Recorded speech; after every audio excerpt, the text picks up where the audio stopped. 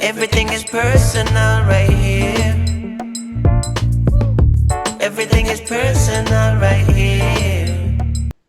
Ladies and gentlemen, boys and girls, welcome to another episode of Everything is Personal. And my guest today is Matt Cook. Welcome. Thank you so much. Glad to be here. Yeah, well, thanks for being on. And I have a question. I'm curious about your thoughts on, do you feel men need to have a different approach to their health and wellness than just like everybody? Like, so women have their own specialists, men have their own specialists, and is a unique experience for a man to have their health and wellness, being directed and oversought by somebody who specializes in that.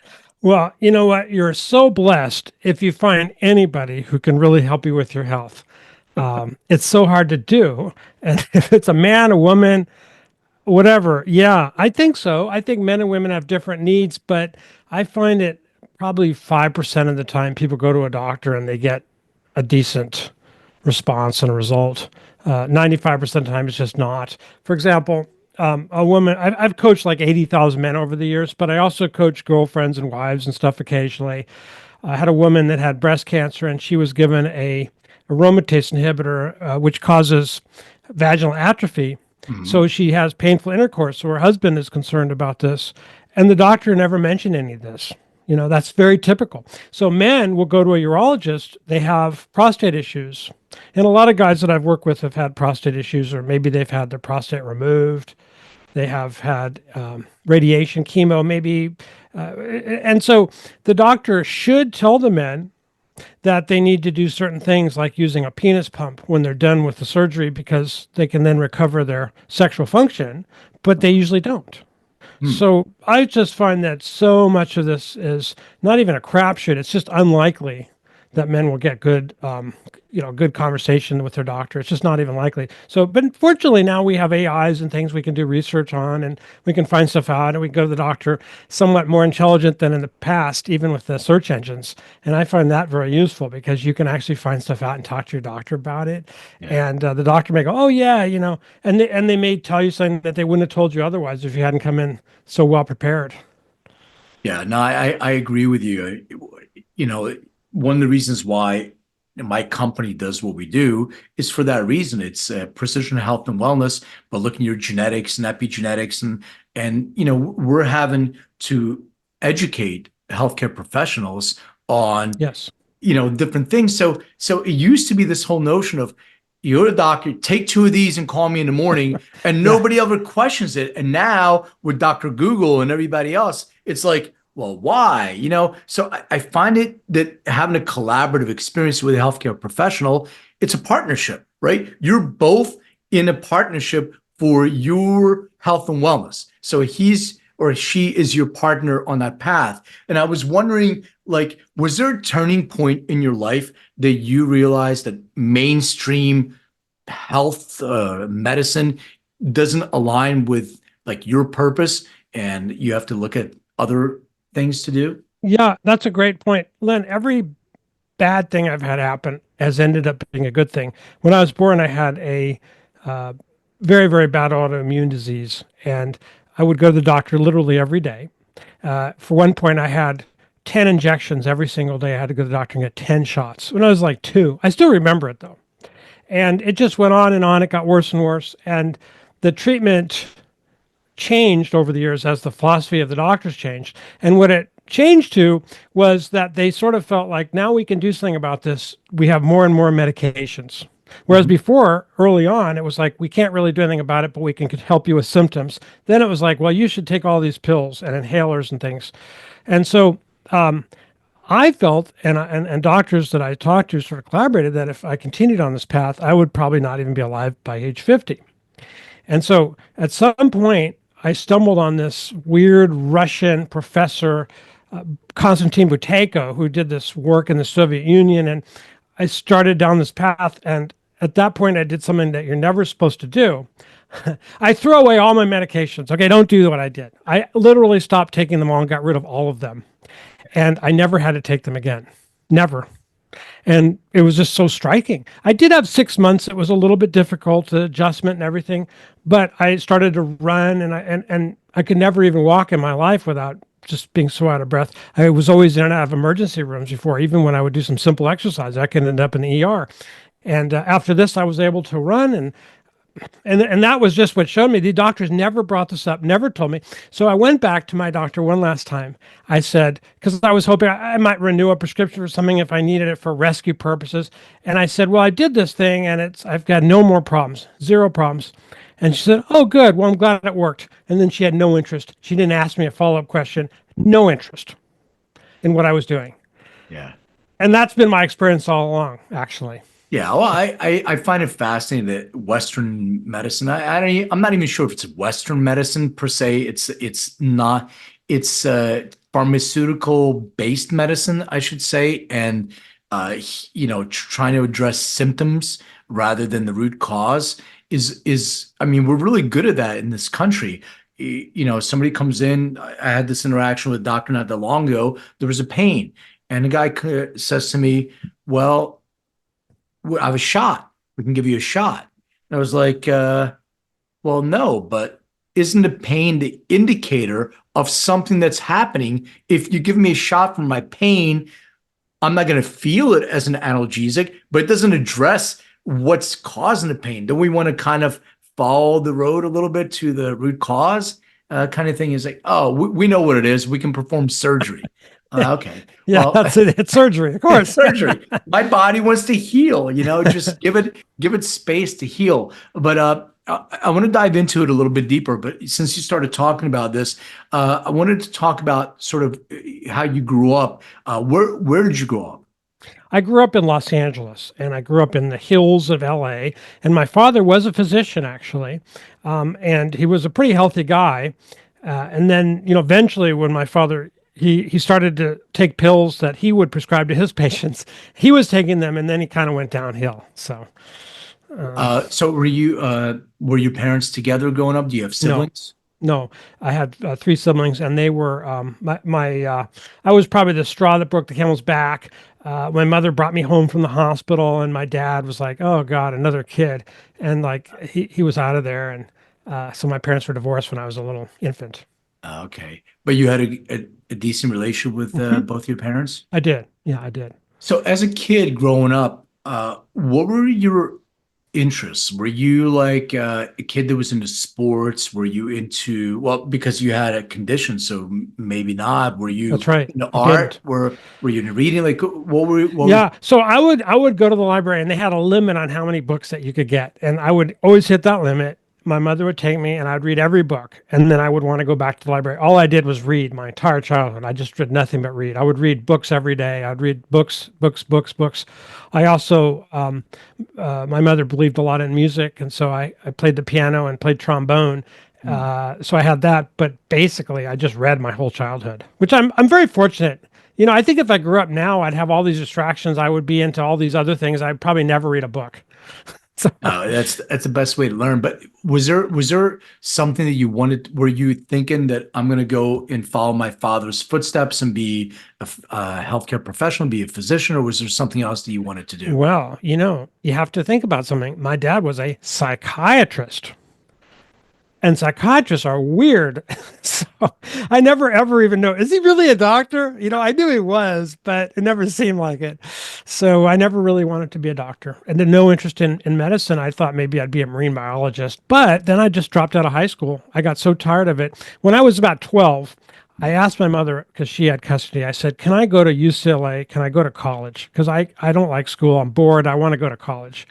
And she just wasn't up for that. And I would have been fine going to college. And I've known some other 12-year-olds who have gone to college, but I didn't. So I was so bored and unhappy. Ultimately, I dropped out of high school and I never went to college and never went to high school. And I just started up a number of businesses. And I was always extremely interested in health because of my own health problems. And I just became like a avid health researcher and an experimenter. And I was just always experimenting with things, always trying new things.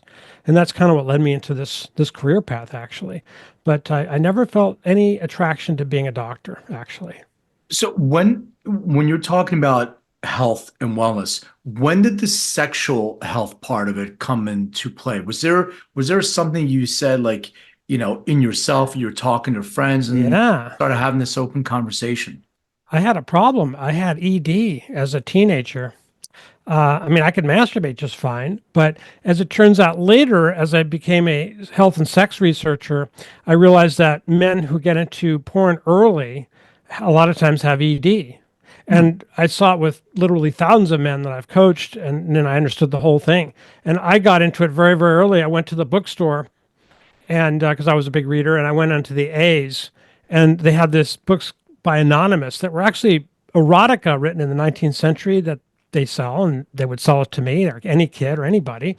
And I bought them, and I just loved them, and I just found them so erotic and everything at a very young age, and I kind of got wired to that.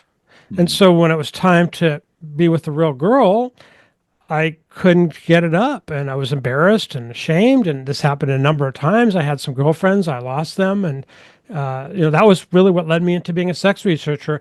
And so that was like one of the other problems in my life that led to this wonderful career path, and ended up being a problem that was really a huge opportunity for me. So you mentioned it's erotica and getting into porn or things earlier in Yes. life. When you come to that realization, is the goal to give that up? And then, like it's an addiction, sort of like, cigarettes or alcohol or anything, that you give that up and then all of a sudden ED goes away? Or is it more complicated? Yeah, the thing about sex, let's say addiction to porn, is you can't really get away from it because you want to have sex, whereas you don't necessarily want to smoke a cigarette. You might want to just get rid of cigarettes and never smoke another in your life, but you don't want to not have sex. So the fantasies and the things that we play, these videos or audios or whatever we play in our heads, that's not going to stop just because we stop porn. And so I found that it was important and helpful for men to stop porn and stop fantasy using various blocker techniques. Because if you have fantasies, it takes a long, long time to get over porn. If you can distract yourself with these different thoughts, and there's a few simple techniques, you can then not have those fantasies. You just stop them as soon as they start. Then you can recover from porn much quicker. And I also found that men who were without a girlfriend had a really hard time. I coached a guy that took a year.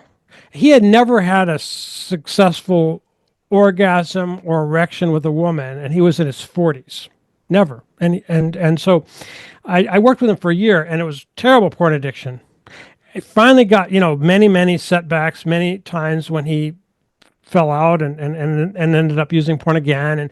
But that's usually part of the path that people are on. And then it's important not to feel guilt when you fall off the horse to get back on the horse. It's a very important, just as part of the process. And then he had very successful sex after that, and it was just great. But we worked on a lot was not just not using porn, but avoiding fantasy. Because when you have a fantasy, there's about a 30-minute period where your brain concocts these sort of sex, lust, arousal cocktail when you do want to use porn or you want to masturbate to porn. And if you just can manage that 30-minute period, it goes away and you're fine. And if you don't, then a lot of times you'll fall back into porn. So it's just overcoming that 30-minute period each time by blocking fantasy that ultimately helped him and many other men.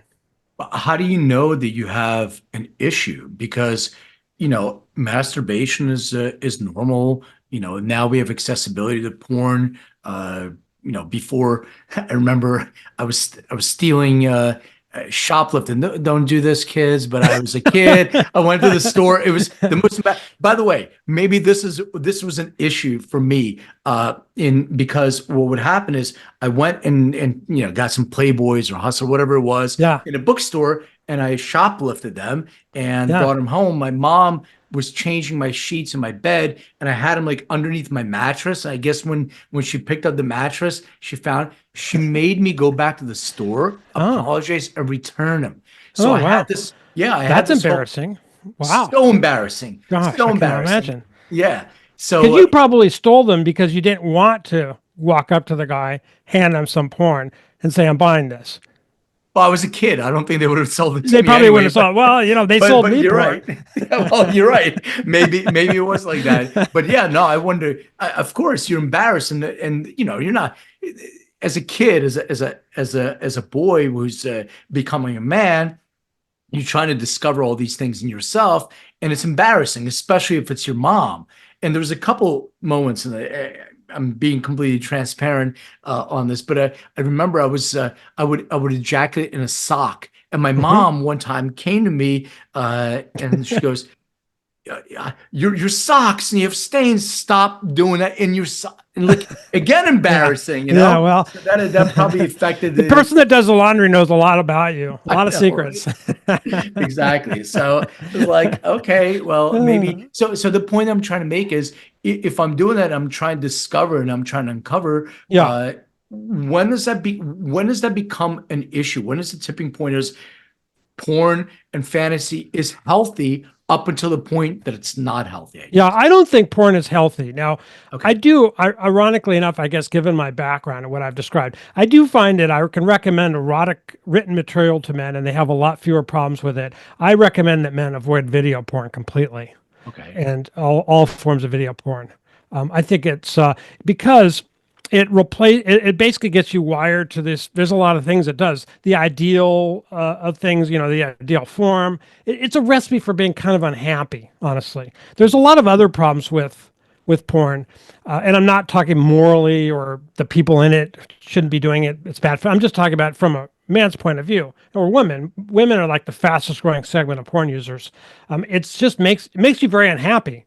So it's not a good idea to use porn because it just makes you unhappy. And if you realize this, you kind of track it, you realize it's not making you very happy. So if you do use porn, written erotica tends to be better because you build your own stories in your head. It can still be a problem, but it's a lot less likely to be one. Well, is it a problem because you don't have a partner to experiment with some of the things that you visualize or you see in porn, or you don't have a willing partner, or is it that the fantasy of visually watching people do this in porn, you are not able to replicate that in reality? The reason that it's bad is because you're wiring your brain to watching other people have sex rather than wiring your brain to having sex.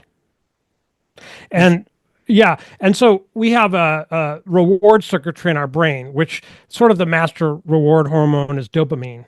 So we're constantly getting a spurt of dopamine when we watch other people have sex. It's a very strong spurt of dopamine because sex is such a very strong drive. And then that desensitizes us to having sex, watching people have sex. Now, for a lot of men, that results in it losing its appeal, so they escalate to more extreme porn. So when I was coaching men in this for about 4 or 5 years, we just had thousands of men come they were young men who had ED. We never used to have young men that have ED, but now it's a lot of young men have ED. And sometimes they would say to me, Matt, I think that I'm gay. And I'd say, okay, why do you think that? And they go, well, I'm into gay porn. And we found that where gay men would be into straight porn. And it was like an extreme for them, gay porn or straight porn was kind of in the next extreme. And so they'd be escalating until that sort of lost its juice because we get used to that dopamine and we get desensitized to it. It's exactly what happens to people who are compulsive gamblers, compulsive shoppers, compulsive anything. So the solution is going to be cold turkey for a while. And then what that does is it causes a reboot, as we started that word for this, where your penis becomes dead, dead dick syndrome. It can even shrink a little bit, but don't be alarmed. It comes back. And it doesn't do anything except you can pee out of it, but nothing else, no interest. The world is gray. The world is boring. And it's really the same. I used to drink. I wasn't an alcoholic, but I could have become one. So I quit drinking. And I felt for several months the whole world was gray and it was just boring. And I think that's exactly the same feeling as when you quit porn. Out of the other side, you start getting really good, strong erections again, and you start being responsive to real women around you. Now, you'll never lose that wiring that you had. If you go in the backwoods, you go to the woods, you'll sometimes go to these paths that are in the thick woods that are easier to travel. These are like old animal or Native American paths that might have been created hundreds of years ago. They're never gone. They're still there. And it's the same way in our brain. We have these pathways to be into porn anytime, always ready, because it's so basic. So we always have to be vigilant, because it can easily come back and easily become a problem. But once the man reboots, he becomes more wired to real sex with a real woman. And I did find that recovery from porn was much easier if someone had a girlfriend. And so I always try to push guys. I always push them into like, hey, I know you'll feel like it's embarrassing and everything, but you really want to start dating and you want to see if you can find a girlfriend. I recommend dance lessons as a salsa or group ballroom dancing, because you get to touch girls and there's usually more girls than guys. You get to trade partners. There's an eye contact. All of that is really, really good. And a lot of times there's a social thing where after the dance lesson's done, people get together for a drink or coffee or whatever. So you get a social life. And then I say, get a girlfriend and don't be embarrassed to discuss it with her, because it's so much easier for you to recover if you have a girlfriend. It can be much, much faster. And the men who are afraid of this sometimes would go months and they wouldn't really improve that quickly. But men who get a girlfriend, it can be so much better so quickly. But man, I have so many questions. All right, so I'm gonna try to bookmark the question I just had to respond, because another one popped in my head. So naturally, men, and I don't know if men who have ED have this or not, but if you wake up in the morning, for instance, you wake up with an erection. If you're healthy, I Yes. think a lot of men have that. So do you have to suppress the urge to masturbate if that happens to you, or you can, but just don't use porn, use imagination again? Yeah, so it's kind of an odd thing, but there actually is a way to masturbate to sensation, and to focus on sensation and to do it that way, because it's very important not to fantasize at that stage when you're recovering from porn. And if you're masturbating to the thoughts of porn, that can slow your recovery down. And so I encourage men to do what I call mindful masturbation, where they just basically start doing it very slowly, not trying to have an ejaculation. It's okay if they do, but they just sort of just sort of focus on those feelings really, really strongly, like a meditation. And that's very, very helpful actually to bring sensation back and to speed up the rebooting process. But masturbating to fantasy is usually a setback. Interesting. And you mentioned girlfriends. So are you discussing with your girlfriend when you're meeting them that you have an ED type of issues? I do suggest it very strongly because she's going to know. She'll Yeah, find well, out. but and she's like, I don't know. Can you get a girlfriend that if you're Well, telling them you're not gonna have sex? today, that's a great question, Len. Today, women have seen this so much that it's not like a big shock to them. Even with young men, as I said, young men may be worse than older men. So it's not like, she's probably had guys like who had this problem. And so it's fine to talk about it. And really, I teach a technique where you can have intercourse regardless of having an erection or not. You don't need an erection at all. And you can have great intercourse. She doesn't even know it. And she can have orgasms. It's very easy. And once I teach that and men get used to it, start having erection and real fast, and everything's just fine. And having discussed it with the girl is way better. Some women won't like it and they'll move on. A lot of women are going to be fine because you're a man who is focusing on a goal, and women find that very attractive about men who are trying to achieve a goal. It's a very attractive thing for a man who's on a path, and that's what you are. You're on this path to having great sex. But you can have sexual intercourse without having an erection? Absolutely. Absolutely. Not a problem at all. The only exceptions would be a very rare condition called micropenis. Even a small endowed man, though, other than micropenis, can have very good sex without having an erection. And the woman can't even tell the difference unless she looks. If you stick it in, she can't look. She won't even know. The nerve endings in a woman's vagina that she feels are really, well, most of them are on the first 3/4 inch. In the entrance. There are some in the back too that most men don't have a big enough penis to reach, the so-called A spot, which it is a sensitive spot, and it can be very pleasurable to women, but normally they don't experience that because only a man with a large penis or a woman with a small vagina are both can get that kind of stimulation. So women really don't know if you're, that's like the old joke. Is it in yet? They don't really know. Yeah, it's Oh, amazing. that's Yeah. that's the worst thing you want to hear from a woman, right? Thank you. Yeah. So the other thing I want to bring into this is, testosterone challenges. Like, not everybody has ED just because they're addicted to porn and Oh, doing yeah. this. Some of them have physical challenges. So what would be so if somebody's experiencing these things, and talk about some of the other conditions that you see as well Yeah, in your yeah. So coaching. the biggest ones that I see are type 2 diabetes, which is very endemic right now, getting worse. Now, there are these so-called solutions like Ozempic and whatever Yeah. that they give to diabetics. They can improve it somewhat, but what I find is that men who get type 2 diabetes, their sexual function just declines until they have complete ED. Hmm. That's very common. Men who have prostate surgery for prostate cancer will very often have ED. It can be fixed usually, most all the time. But those are the most common ones. And then there's some blood pressure medications. There's some antidepressant, anti-anxiety medications like SSRIs that kind of kill sexual pleasure. They don't necessarily kill erections, but they kind of make you less interested and they make it much less pleasurable. Those are some of the common. Some blood pressure medications, as I said. So there's a number of drugs that interfere with erections actually, and then also men will take Viagra, Cialis, Levitra, and they work for a while, but usually they stop working. Your body kind of gets used to them, and then they stop working. Some men have then graduated to doing the penis injections of prostaglandins, which is yucky. But then that stops working if that continues. So the solution is to kind of back off and kind of get to, like you were talking about early on, about the root cause.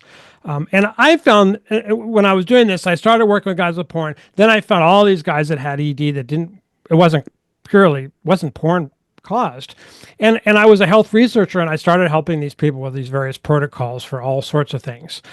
For example, my latest, I'll say, discovery was the use of a device that's an electronic device called pulsed EMF, pulsed electromagnetic frequency. And there are these little coils. I usually have one around with me. I don't think I have one here, but there's little coils, and I found that certain placement on the penis, they're not like tens units where you feel an electric current. You don't really feel them, but they induce a electronic movement inside of your penis or wherever they're placed, and they can actually fix very long-standing ED. I found that if you talked about erections in the morning, I found that if men don't have nocturnal erections, you need to have them because the penis is outside the body. It's not in the body cavity. So the circulation isn't that great to the penis. And the result is that we have this mechanism as men that we have very, very frequent erections at night where your penis, you can sort of think of it as inflating with blood and deflating, inflating and deflating, inflating and deflating all night. That's what irrigates and maintains the condition of the erection chambers. If you don't have that, you get the scar tissue called fibrosis. Penile fibrosis. Now, in some people, they call this Peyronie's. It's exactly the same thing. It can be a bend or it can be a little knob or a little harder area. But a lot of times you don't feel anything. There's nothing you can feel. And it's from fibrosis. If you don't have constant erections every night and you don't have erections during the day, after about 6 months, you'll get this fibrosis. And if you don't do anything about it, you won't have erections the rest of your life. That's when I found out about PEMF. I really work with Dr. Bob Dennis, who's a professor at University of North Carolina at Chapel Hill. And I worked with him on this device that he already had manufactured and invented. He got patents on his work with NASA and helped develop it. And I found that this really helped men who had 10, 15 years of ED. They could actually have good erections again. But if you don't intervene with these kinds of things, after 6 months or so, it's very difficult for it to come back. What about diet, exercise, like all these different things? And Yeah. I'm in my 50s. Knock on wood, so far so good. But testosterone levels are starting to reduce a little bit. I'm Well, watching what's that. interesting about that is they don't actually go down. If healthy men have the same testosterone levels that they always have the whole life, this idea of andropause or male menopause Yeah. is bogus. Now, there's other health issues that lower your testosterone. Seed oils, diet you talked about.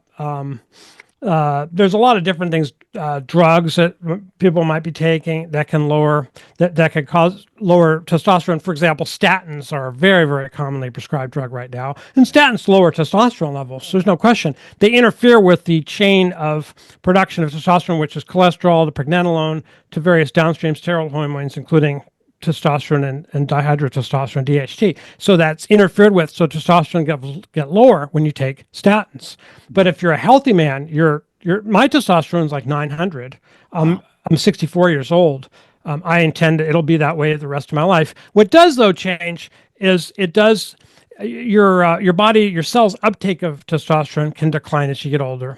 So even if you have a normally or high testosterone level and you're older, if you feel like you could use it, you could try a little bit of testosterone. It could help you because a little bit more can assist in absorption and uptake in your cells. Yeah. And so I found I take some zinc every day and a little bit of copper, and I found that that's really been very beneficial for me, even though I have a high testosterone level anyway. Yeah, interesting. I mean, you just there's so many testosterone replacement clinics all over the place that are opening up. Right. And one of the reasons why is because of andropause, as you were just mentioning. It's a myth. It's a myth. Men who have andropause have a lot of health issues. And basically, these people are all too willing to take your money and give you very high doses of testosterone, which tend to aromatize, become estrogen in your body. So when you get they don't give you the normal dose. So you know what the normal amount of testosterone that we produce when we're healthy young men is? It's 3 to 4 milligrams per day.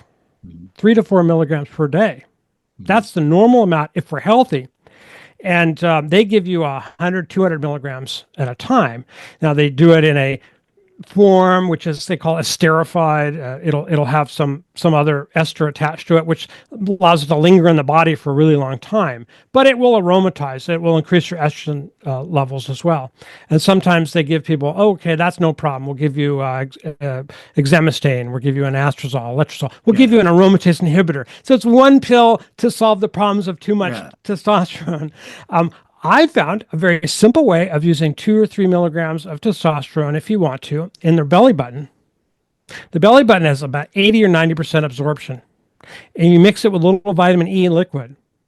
And it sort of works like time release. The steroid combines with the vitamin E, and it goes in your body and then slowly is released in your body. It's kind of like a time release, and so you'll benefit from it all day. And you're taking a physiological dose, not a super physiological dose. So you're not going to get high estrogen. How are you, is that a prescribed pharmaceutical? You're just technically it could be prescribed. You can get androgel, even 20, 30 bucks on Amazon. Now there's some places like, there's not just Hims, but there's some other places for $100. You get like a year membership and they'll sell you the gel for like 20 bucks. Now the dose of the gel is like 25 milligrams. So you dilute it down with some vitamin E and you put that in your belly button. After you have a shower, you lay down with that for a few minutes. It seems to work very, very well. Testosterone gel. Obviously talk to your doctor about that. Yeah. But doctors don't know about this, and they always are just prescribing these very, very high amounts of testosterone that are combined with an ester. They're not really healthy. And then, so when you're taking the testosterone gel, do you need an estrogen blocker with that as well? You don't need it because you're only taking a few milligrams. Okay, interesting. Yeah. I want to go back to this keeping the passion alive sort of conversation. Yes. Because I think that we get set in our ways and people get into these routines, right? So, right. And I'll ask you, like, and I talk to women about this and guys too, that a lot of the sex is in our brain. Like, so if we're turned on, emotionally or visually or whatever, we're leading with, some people are turned on by smells, or some people are turned on. Everyone's turned on by smells. Yeah. Some more than others, but everyone is. Some more than others. Yeah. Exactly. So when you have this, and should you then have conversations with your partner about doing different things and experimenting and whether you like and you don't like, so you sort of keep things fresh instead of having this sort of routine? Well, yeah. Well, that's a great question. And that's what you're going to get if you ask every other sex researcher that question. Mm-hmm. They'll say, of course, you need novelty. You need to do new stuff. Maybe you should watch porn together in the bedroom, get some ideas. That's what they'll tell you. Now, none of that has any value at all. It's actually very, very wrong.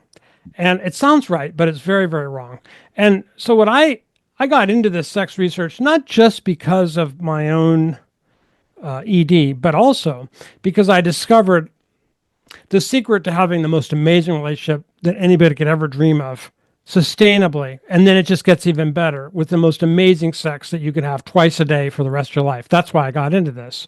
And what I found is that this is a difficult thing for people to accept, but I proved it to myself. There is a fallout from orgasms. There's a negative fallout from orgasms. Now, I'm not saying never to have an orgasm, but I am saying that there is fallout, that there's emotional fallout, that there's a cycle. And part of it has been well known. It was even named after President Coolidge. It's called the Coolidge effect. Are you familiar with that? No. So when we have sex and have an orgasm, this applies to men and women, for like about 48 hours, we get very interested in other partners, not our own.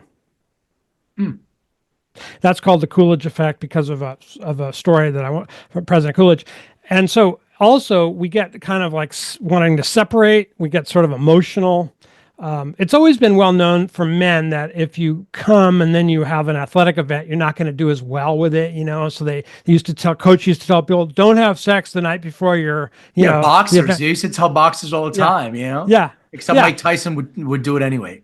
Yeah. But the truth is that if you have lots of sex and you don't, as a man, you don't ejaculate all the time, you can learn to do that. And everything becomes so incredible in your life. And women can pick this up too. Women have an orgasm cycle too, actually. Just probably it lasts longer than men's does. And this is why relationships so often people feel they need novelty because they kind of don't feel that attracted to their partner anymore. So with this formula, you get incredibly interested in your partner. You just can't get enough of your partner. It's like, and it works for everybody I've ever taught it to. It's like amazing. It's the secret of the most amazing thing in your whole life that you never knew was there. Do we do a drum roll? Are you going to reveal? it's yeah. And then, you know, I mean, so one of my favorite stories, I have so many stories on this, but there was a woman, you know, sometimes women don't really have an orgasm and they never did in their whole life. They just, even young women now, sometimes they just don't have that experience. So she hadn't had an orgasm. They're together a long, long time. They went to a at a thing and they had a hotel room and he was a student of mine at the time. And, he started with this technique and she became, and this is so common, so orgasmic. She would have 20 or 30 orgasms. They would have sex for 5 or 6 hours from no real interest in sex before and never having an orgasm. And you know, that it just went on and got even better. And I've seen this so many times. I lose touch with people because, you know, once they get what they want from me, they move on and God bless them. I'm glad that they do. But I know, you know, I kept in touch with them a year or two and just got better and better. This is very common, actually. Now, remember, I did say orgasms have fallout, but I think the men is probably more important because we have generally, especially as we get older, we have stronger sex drives. And it benefits you as a man not to come every time, to have a schedule when you don't, having lots and lots of intercourse and having ejaculation on a schedule seems to work best. So like suppress your actual ejaculate, Kama Sutra kind of. Yeah, you can learn to relax. So the key is, I call it root focus. The root of the penis is in the body, you know, where the nerves and the blood vessels come in. It's roughly like your, you know, scrotal area between your anus and your balls, basically. You don't have to be that clinical, but you just sort of focus at your pelvic floor. You focus on relaxing that. It's not really a muscular thing. You just put your focus there. That's all you have to do is focus on it, root focus. And I teach people that as sort of a meditation. You can do root focus when you're driving, when you're talking to a girl in a bar, when you're at a boring meeting at the office, when you're cuddling, when you're having sex. You get good at root focus. Then you're not getting that congested feeling when you don't come that you might have, you know, I remember going on dates as a teenager when I would feel that blue balls, you know, afterwards, that's what that is when you kind of get ready to come and then you don't come, you can get that sort of painful feeling in your balls. Yeah. We call it blue balls. There's a medical term for it. But I found that with root focus, it can two things. Number one, it prevents that so that you don't have to come and it's not a problem for you. And it's easy to bring the pleasure up in your whole body. And then I found that it's very easy to teach people to have 30 or 40 minutes of whole body orgasmic pleasure every time they have intercourse, every time. every time. It's But not quite as good as a 20-second orgasm, but it's 40 minutes. It's like 70% as good. I mean, it makes sense, but your partner may be disappointed or Yeah, thinking there was something wrong. Well, that's right. what do you mean we're having sex? That's Well, right. are you going to come? Are you going to come? Like it gives, I'm not a woman, obviously, but women have said that They love they to are, draw the sperm out of a yeah, guy. And we love a woman to come. Of course we do. Everybody loves a partner to come. yes, yes. But, you have to tell her, "Yeah, I'm not going to come this time." That's all you have to do. If I tap you on the shoulder, stop doing what you're doing. Yeah, stop doing Yeah, what you're doing. Yeah. Interesting. it's a But little if you, discussion, but not you a want, lot. but you want the female to come, right?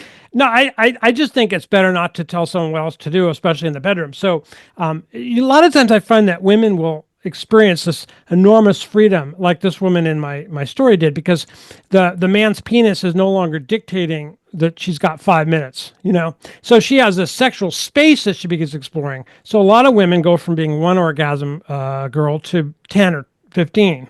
So they start exploring that space, and that's great. And then a year or two later, usually they start kind of realizing it's better not to come, really, and then they kind of get into that. But that's what I find normally happens. They start becoming very multi-orgasmic for a while.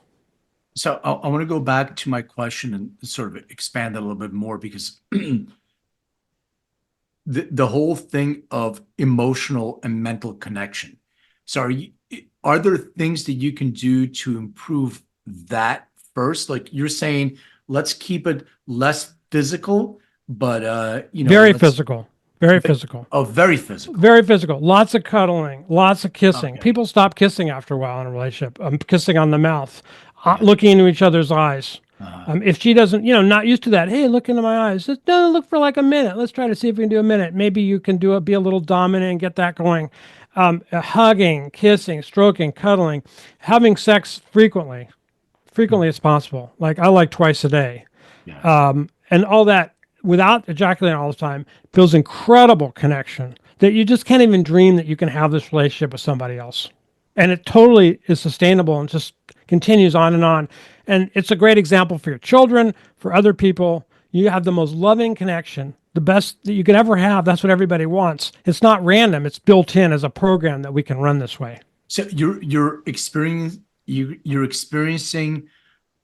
physical intimacy and an emotional connection Yeah. with that person, but without necessarily ejaculating every time, because that Right. way the connection is disconnected for a little bit after Yeah, it just ejaculation. disconnects for a while. Yeah, I notice it now. Sometimes it doesn't, but usually it does. Like last week, I came Saturday, and I noticed I just feel crummy and I feel critical and like we went by the sign that she said.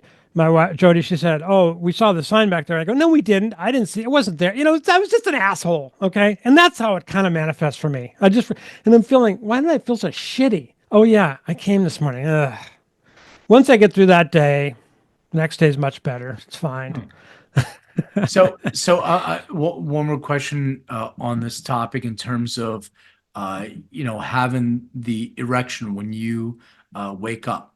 So I don't know. I've had conversation with guys don't like to talk about this stuff, but sometimes you get together with guys and you talk. And so, are you saying that you got to make sure you force yourself not to masturbate when you have that erection in the morning?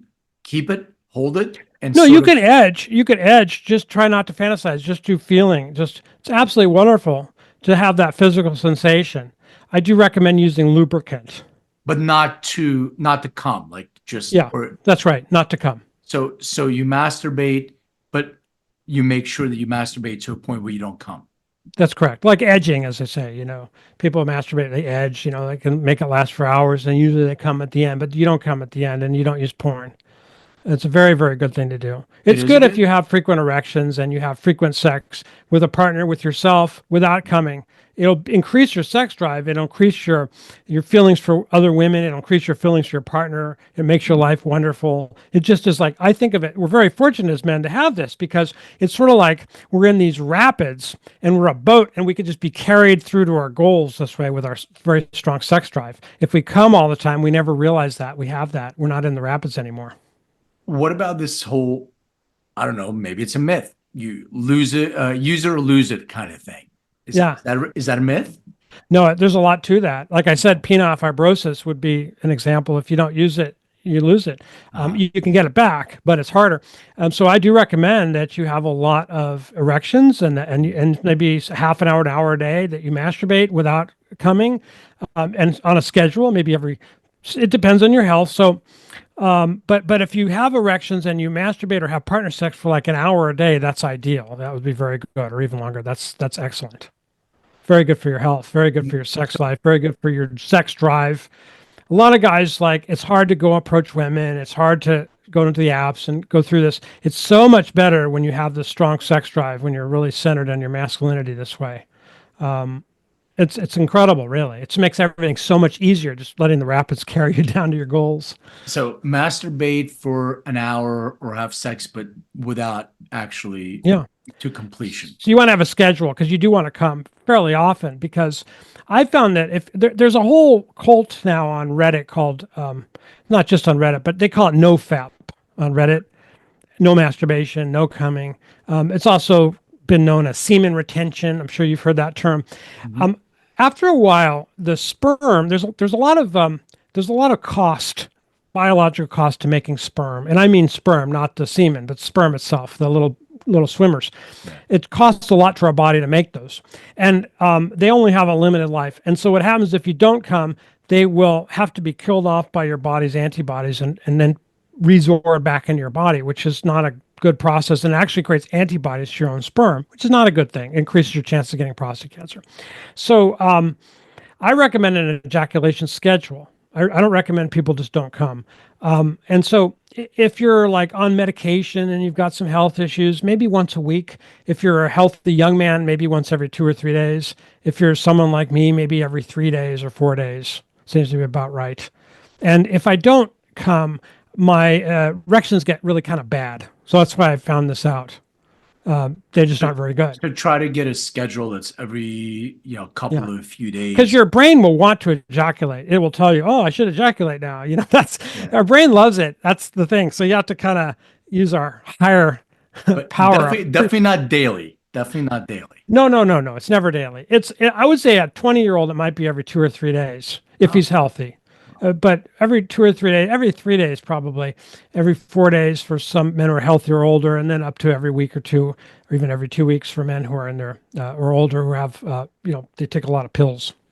You mentioned smell, or maybe I mentioned it and you said yes. This whole notion of pheromones and smell. Like for me, I've always had a very sensitive nose. Like one of the things I did in like cannabis, for instance, I could smell and I could tell you which terpenes are in it. Oh yeah, because I have this I'm very attracted to smells, and I don't know if it's everybody. You just told me that everybody is, but everybody is. Oh, smell is a lizard brain thing. I actually have a fact. I'm not putting a plug together, but we make a pheromone cologne. I mean, we use real pheromones and animalic accords from animals. Ambergris, civet castoreum, deer musk, hyrax, and it's a very sexy. They're very sexy. The smell is so important. That's why we have armpits and stuff, not to be crude, but we're supposed to have a natural smell. And usually, I'm attracted to my partner's smell and she's attracted to mine. Not when we don't shower very often, but there's that story of Napoleon. Josephine is there, and he's coming home from battle, and he sends a message to her head, "Don't take a bath." Yeah.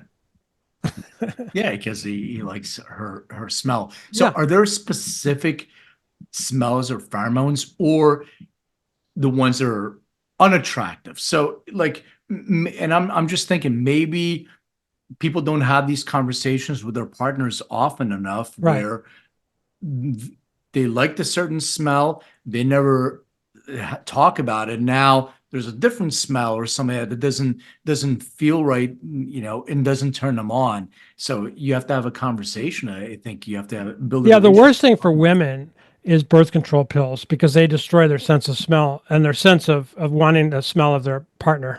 Birth control pills are really bad that way. They make it so women don't have a good sense of smell for their partner. It's kind of awful. It really interferes with their selection of a partner and everything too. There's allergies. Are there certain smells like certain fragrances or certain pheromones that are universally attractive, or they're specific There to are. the individual?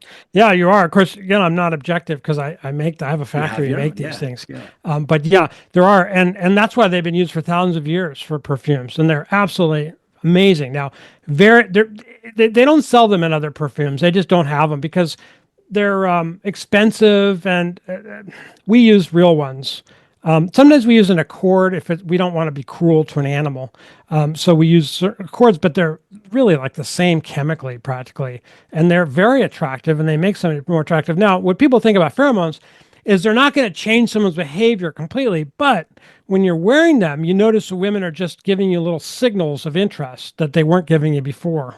And you get really good at picking them up. And if I wasn't married and I wanted to get a woman tonight, I could just put this on and go on. And I'd still have to do some work, but it'd be so much easier. Yeah. Interesting. So, but like smells in perfume, like rose or lavender or things of that nature, are they universal? Like something smells good and makes you feel attracted to that No, person? they're not. They're Not. okay. They're pleasant and they're pleasurable to smell, but they're animalic accords and the pheromones are not those. They're different. Got There's it. a few plants, things that have them, but not many. Mostly it's not those. It's going to be the animalic accords that have been used. Any perfume made before 1960 would be loaded with them. And then they sort of slowed down their use of them because they're expensive. And as perfume got really popular and stopped being an item just for rich people, they just stopped using them altogether. What's the most common mistake that people make when they start experiencing ED? What do they do that you would say is absolutely don't do that? Great question. Yeah, what they do is they try to, like, first of all, when they're with somebody, they get upset. Now, men are generally bigger than women, and women can be afraid of men if they get upset. And women don't like it if a man's upset because generally women like to please a man, and they really, really don't like it. So if a guy gets upset, it makes everything so much worse, so much worse. And it keeps saying, "Oh, and she'll say, "Oh, it's okay," and they'll say, "You sure?" That's bad. The best thing a man could do is just be like, roll with it. Say, "Well, next time I'm sure it will be good. It didn't this time, but something I'm working on." And the second thing that's bad, besides getting upset, is trying to get an erection by vigorous stimulation because that actually will make it worse. Yeah, and women probably blame themselves and saying, She will. "I'm She'll not, say, "Oh, I use I'm my not doing mouth. this." You're Yeah, not getting hard. It's my fault. You're not yeah, attracted to me. Goodbye. Screw you." And you'll yeah, get yeah, mad. She'll get exactly. upset. She'll get angry. So how do you bridge that gap? Because That's why I say that's to talk about it first. That's why. At that point, it's about her and the fact you're not attracted to her. Most women can't get over that. It's hard for them to get over that. I but mean, but I mean I don't know. I, it happens sometimes that like yeah, somebody that doesn't have ED, yeah. maybe sometimes it just Whiskey happens. dick or Yeah, some, who knows whatever. why. Yeah, Yeah, whatever. Coke Yeah, dick or whiskey dick or whatever, like yeah. you said. Yeah, So sometimes so a woman will give it another chance if it's an early in the relationship. Sometimes they will. Sometimes several. My wife did. I mean, she did, and I had ED, and I got it fixed. I went to a hypnotherapist, and they helped me. I'm not sure if what he did really helped me, but I guess somehow it helped me, and I got over it. And then she said that she had other men who'd had it, and they just didn't talk about it, and it was awful, and they left. yeah, so being I think there's a common theme that I'm picking up. This notion of transparency and being open and having a relationship with somebody that Mhm. you can actually, both of you can have an open and honest conversation Yeah, and that's right. support one another. I think that's an important. Well, I found that this hack, as I would say it is, like, I found that the way I explain it is like there's two tracks that we're on without, one of them is the dopamine track, which I talked about. Dopamine is a hormone of the reward circuits of the brain. It's a hormone of wanting, never being satisfied, wanting more and more and more. That's dopamine. There's another path, which is I call the oxytocin path, Yeah. where you're building oxytocin. Oxytocin is actually very good for erections. It's very good for sexual pleasure. It's very good for building a love and a connection with other people, especially a sexual connection with our sexual partner. And if we're on that track, it just gets better and better, and you can't even dream of how good it can be. Which is why I do these interviews, because I want more people to have what I have. And I felt so strongly about it, and I've helped so many with it. And I thought, I should get the word out beyond my coaching students. This is so great. And everything that society is telling us and the so-called experts is going against this. And people are so unhappy, even if they are having sex, which a lot of people are not anymore. Yeah, it's an amazing thing. And I mean, there's such a huge need for it because, like I said, we do genetic testing, and people like we do testing for female hormone health, male hormone health, all these different things. And some people have genetic predispositions to that, and then they blame the genetics. Oh, it's in my genes, instead of thinking, well, just because I have a genetic predisposition to something, Yeah. it doesn't mean that it's epigenetically going to turn on. My lifestyle Exactly. can determine that. So Exactly. you're not locked into that. And that's why I'm, Exactly. trying to That is explain the that to worst people. thing, is that genetic predeterminism. Yeah. It's like, it's not the full story. The full story is that we have so much control over the on-off switches Exactly. that it can be hereditary, but it's not genetic. You could say, my dad had a heart attack at age 40. It's genetic. No, it's not. It's hereditary, but you can get rid of that with your lifestyle, because you can turn off those on switches or turn on the off switches. Yep. Right? Exactly. It's not genetic. It's hereditary. It's a big difference. Yeah, it's exactly. And that's you just said exactly what we say in our company. That's Yeah. I see you have a cannabis book. Is that a book about cannabis? Yeah, it's my book. I wrote that. It's called Making Cannabis Personal. So it's Fantastic. yeah, we had a I've found so much help with cannabis for people and myself. Just so much, so many ways. I've just been so excited about it for the past 2 or 3 years with my coaching students and my own life, and it's just remarkable, really. Yeah, I'm glad you brought that up, because one of the things, so we have a patent on the use of DNA to make recommendations associated with the endocannabinoid system. And it's interesting because for some people, cannabis makes them, more excitable. They're interested in having. For some people, it does the opposite. And it depends on what type of cannabis. There's like a tipping point. Also, the amount of THC, very narrow therapeutic window. If you take too much, some people get in their head and they're not open to having that. So having the right cannabinoid and terpene profile for the individual, I think that makes a big difference. Yeah, and I've found THCA is very helpful for pain relief, and for a lot of other conditions. You don't have to take an amount to get you high. I mean, I like getting high, but I don't get high very often. But a THCA is incredibly valuable, and it's legal in every state in the U.S. at the moment. It appears it's easy to get, but people don't realize, and there's a stigma to it. But I have a lot of guys that are on opioids, or they have chronic pain. Some of them have been in the Gulf War or whatever, and they just have disabilities. And if they sort of start to switch over to THCA, they don't have to take these dangerous opioids anymore. Absolutely. It works as a wonderful analgesic and an anti-inflammatory, and helps to regulate your immune response, because the endocannabinoid system is associated with that. You're Yeah. And sexually, there are some lubricants that are available that have some mix of THC and some, in them, that seem to be helpful, especially for women that might be having painful intercourse. If somebody's older and they have a girlfriend or wife that is experiencing that, sometimes these lubricants that have THC itself can actually help. I just think in general, cannabis has been such a, I don't know, sexual stimulant for women. I've seen this happen before, and maybe it's because they're in their head and allows them to be open to that. But I've seen people that consume cannabis and immediately they're interested in that. I agree. Yeah, it's really good for that. Yeah, I'm a huge enthusiast for it, and I just think there's the tip of the iceberg. I also listen to, and I've interviewed Corey Yellen of CannabisHealthRadio.com.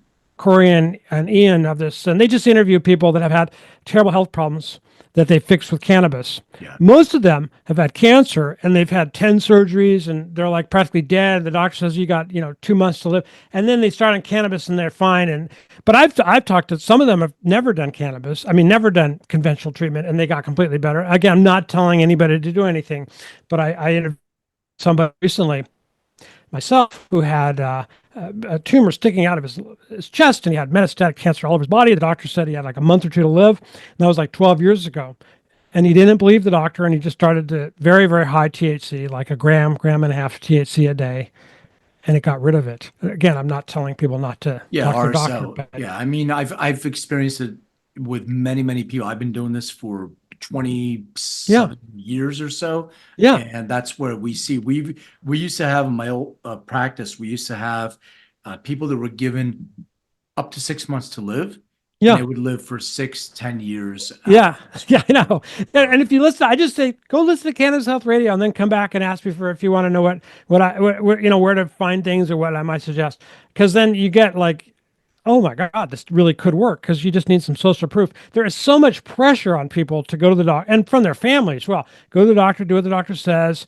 And I have to say that oncology, the cancer treatment, is probably some of the worst medicine that's being done now is in that area.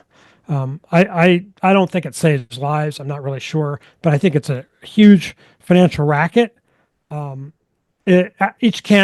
person with cancer is worth supposedly $300,000 to the industry. It's run by these giant mega corporations that hire the doctors. Yeah. It's Well, seems to be you can also do it. I'm not making a plug for us, but you can do a endo-DNA endocannabinoid system test. It'll give you your profile of your entire endocannabinoid system. Look at drug-to-drug interaction, look at metabolic function for dosing, and match you up with a product based on the ratio of cannabis and terpenes, based on the certificate of analysis from that product. So it's a more personalized experience with your phytocannabinoid use. So I just was on one of my experiments. I bought some terpenes because I've used the full extract cannabis oil and recommended that for a lot of people, but it's very expensive. And then I found, well, you could get THCA super cheap, and if you cook it, it turns into THC, and then you add terpenes to it. It's not the same as full extract, but it might be for somebody who's poor and can't grow their own. It might be a solution. I don't know. What do you think? Any thoughts? It's not going to have all the terpenes, but you can add them.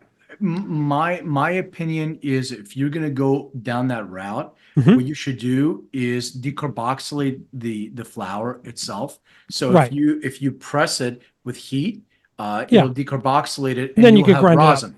Well, yeah, or you have rosin. So Right, sure. it'll give you the concentrated version, but All of the things in it that are yeah, it's the not just flavonoids, the terpenoids, all that other stuff Right. that's in it. And as if you find your secret sauce, then you can continue, understanding what you should consume and what you need to avoid. Because for some people, you mentioned dopamine. So if they're highly stimulated and they have a predisposition to that, and you're consuming chemical varieties that have a lot of limonene or pinene that boost that dopamine production, now you can have that. It's a vasodilator, so you can actually have those feelings of stress and anxiety, especially if you're predisposed to that. You can turn those switches on. So maybe you want something that has like linalool, that's in lavender, it's more calming, or myrcene, that's more sedative. And beta caryophyllene is a terpene that actually has receptor affinity for the CB2 receptor, so it helps reduce inflammation as well. So finding that right ratio for the individual, that's what I would look at. That's cool. Yeah. So what we've done is recommend suppositories, and I have seen them work very well because you need an awful lot. You can get a gram a day without getting high, and you can function and be just fine. Yeah, It can make you a little loopy, slightly loopy, but no big deal. And it seems to give the dose that's high enough for people who have cancer. And I've seen remarkable results with it. Likewise, I completely agree with you. So I have some questions I ask all my guests, or music-related questions, if you don't mind. So do you remember, and if so, what was the very first concert that you attended? It was Herbie Hancock at the Santa Monica Civic Auditorium, jazz. I was about 16. Like Headhunters type of stuff with Herbie? Oh, yeah, probably in that phase. Yeah, maybe slightly earlier than that. Yeah, but what was Return to Forever? Wasn't he part of Return to Forever at that time? But he was solo. But yeah. What was the last concert you attended? Well, I went to one on Sunday. I went to a classical, saw Tchaikovsky and another piece. Okay, cool. So for next year, you can only listen to 5 albums. And by the way, you don't have to remember the name of the actual album. It can be, Herbie Hancock or whatever. What would be those 5 albums? Yeah, well, I've really gotten to love opera, so they would probably be related to opera. Okay. Yeah, Puccini, Verdi, and So I'm going to go to see a Donizetti opera next week. I've gotten to love it. I hated opera as a kid. I just hated it. Yeah. And then I was 20, And my friends dragged me to a movie that Bergman did, which was a filming of the Magic Flute that Ingmar Bergman filmed, and it was a movie, and I just loved it. And I go, I guess I do like opera. So All right. So final question. Please describe what your room looked like growing up. it still does. It's just a huge mess. Everything all over the place. So many projects, chemistry set, and so many things. It's always the way I live. Just so much stuff. Anything on the walls, any artwork, any posters, or anything like that? Yeah, not so much. I had a chalkboard which I would always write on growing up, but never was good at putting stuff up there, you know. But I always have stuff. I'm always working on all these different projects. But I don't worry about my environment as much as a lot of people do. Have you noticed some people, and I think everybody works well in a good environment, but I felt bad about my office until I saw a article in Forbes about like 5 famous people's office, and it was like way worse than mine. They were like brilliant people, and I go, it's not so bad. Brilliant people have the messiest office and curse the Yeah, most. I'm not brilliant, but I do have a messy office. I got half of the equation. Matt, where can people engage with you? Where can people find out more? Where can they join your community? Yeah, I have a great newsletter. It's free, and I'll send your folks a copy of my new book coming out on Amazon before it comes out. It's called Masculine Maximizer. It has all of this stuff in it, but a lot of more detail and that I wasn't able to cover. And it's just a great book. And all you do is go to dailymedicaldiscoveries.com. And at dailymedicaldiscoveries.com, it'll ask you to enter your email address. And we email you like there's a study we do every day, and we talk about it from a male health perspective, but it covers all sorts of health, and you'll love it. It's dailymedicaldiscoveries.com, and I'll send you a copy of my book, an EPUB or a PDF. Great. Thank you. And for my audience, thank you so much for listening. I appreciate all the wonderful reviews, all the 5 stars and 4 stars and whatever reviews. I'm always responsive to them. It's always a learning experience. Thank you for buying my book, Making Cannabis Personal. Thank you for going to LendMate coaching and engaging with EndoDNA and everything else I'm doing. Also, a gazillion different things, but all semi-related. So, Matt, I really appreciate you being on. Thank you so much for your time. Thank you. This is a wonderful interview. Thank you so much. I appreciate it. Hey everyone, thank you for watching and listening. And don't forget to hit the subscribe button, share this episode, and hit that bell. Like, comment. I so appreciate that. And check me out on social under LendMate or LendMate DNA. Find out more on LinkedIn or lendmatecoaching.com. And remember, everything is personal.